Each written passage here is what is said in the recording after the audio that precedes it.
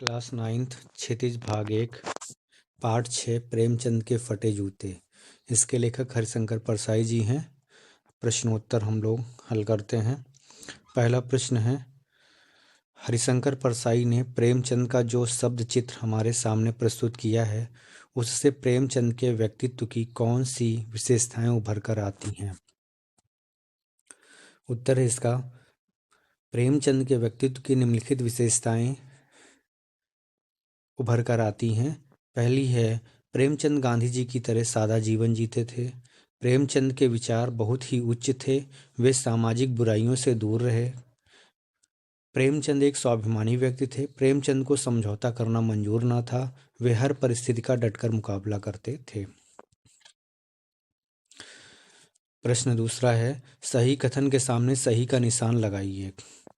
पहला है इसमें का, बाएं पांव का जूता ठीक है मगर दाहिने जूते में बड़ा छेद हो गया है जिसमें से अंगुली बाहर निकल आई है। खा, लोग तो इत्र चुपड़कर फोटो खिंचाते हैं जिससे फोटो में खुशबू आ जाए। तुम्हारी यह व्यंग मुस्कान मेरे हौसले बढ़ाती है। घा, जिसे तुम घृणित समझते हो उसकी तरफ अंगूठे से इशारा करते हो। तो इसमें खा उत्तर जो है, लोग तो इत्र चुपड़कर फोटो खिंचाते हैं जिससे फोटो में खुशबू आ जाए, ये वाला होगा। प्रश्न 3 है, नीचे दी गई पंक्तियों में निहित व्यंग्य को स्पष्ट कीजिए। पहला व्यंग है, जूता हमेशा टोपी से कीमती रहा है, अब तो जूते की कीमत और बढ़ गई है और एक जूते पर 2500 टोपियां न्यौछावर होती हैं। इस व्यंग का भावार्थ है यहाँ पर जूते का आशय समृद्धि से है तथा टोपी मान मर्यादा तथा इज्जत का प्रतीक है। वैसे तो इज्जत का महत्व संपत्ति से अधिक है, परंतु आज की परिस्थिति में इज्जत को समाज के समृद्ध एवं प्रतिष्ठित लोगों के सामने झुकना पड़ता है। खा, तुम पर्दे का महत्व नहीं जानते, हम पर्दे पर कुर्बान हो रहे हैं।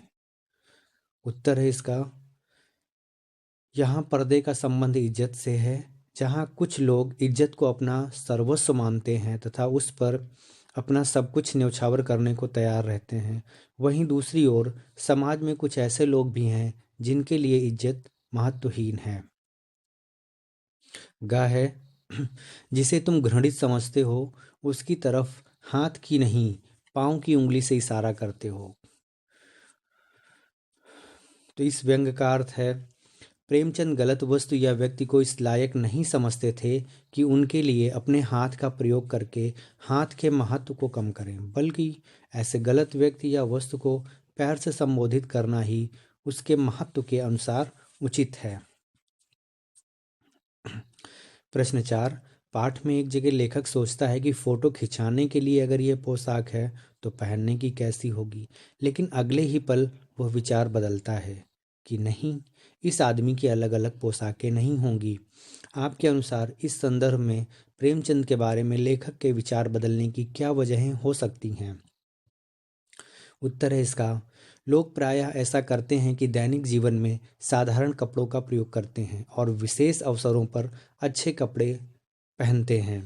लेखक ने पहले सोचा प्रेमचंद खास मौके पर इतने साधारण हैं तो साधारण मौक़ों पर ये इससे भी अधिक साधारण होते होंगे, परंतु फिर भी लेखक को लगा कि प्रेमचंद का व्यक्तित्व दिखावे की दुनिया से बिल्कुल भिन्न है, क्योंकि वे जैसे भीतर से हैं वैसे ही बाहर से भी हैं।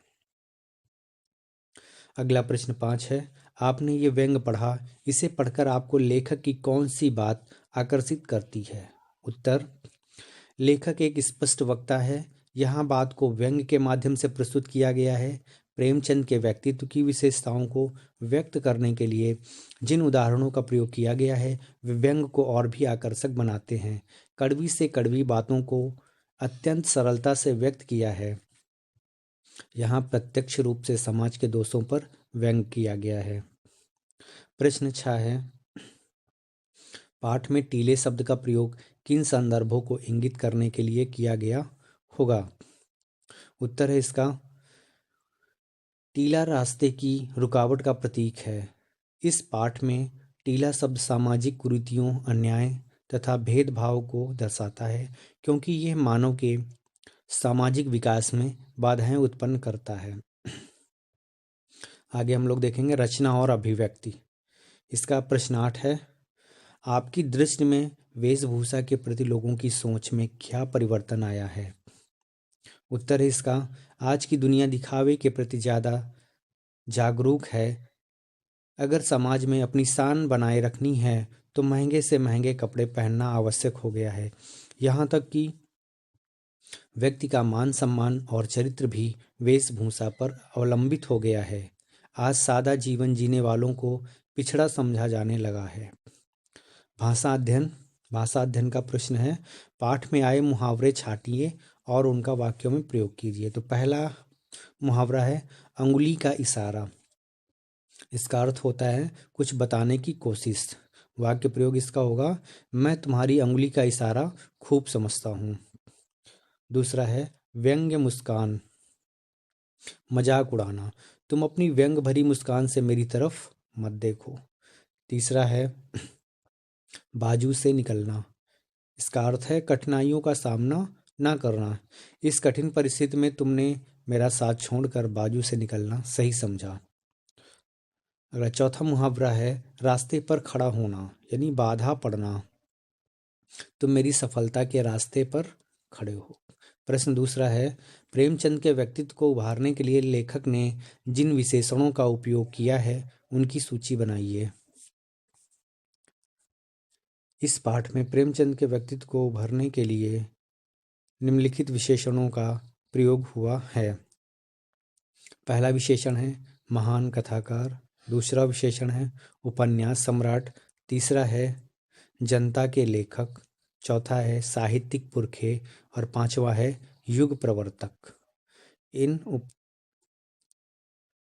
का प्रयोग किया गया है।